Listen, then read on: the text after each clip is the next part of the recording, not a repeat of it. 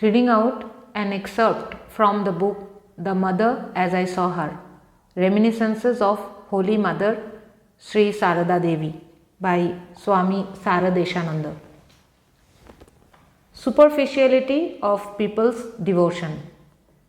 Seeing many people enthusiastic in worshipping the Master, but noticing also that they were doing so without real devotion and regard for him, the mother used to say, "Now it has become very easy for people to worship the Master in his picture.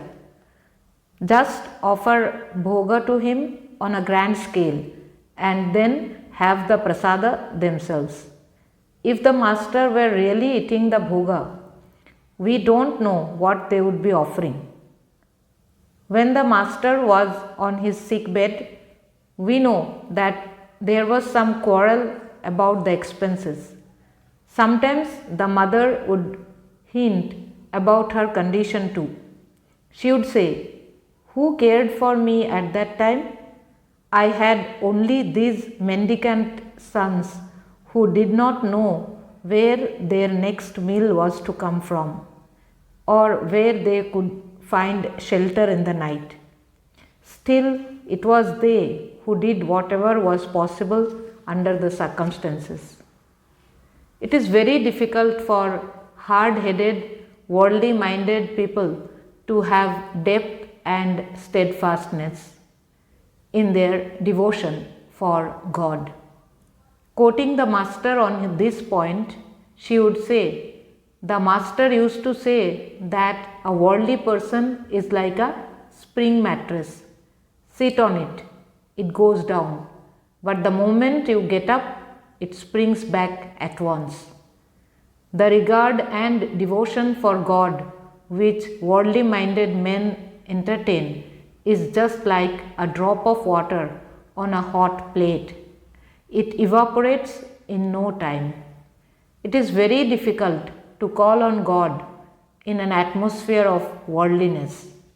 That was why the mother used to advise people to lessen as far as possible their worldly entanglements and then practice meditation and devotion. She used to be very much pained to find in some of her sons a great desire for enjoyment and an attraction for fine food and clothing. On account of unfulfilled desires in respect of these, a great dissatisfaction was present in their minds always. She sometimes gave them good advice, but seeing as she did their weakness within, in all vividness, she could only feel sorry for them and keep quiet.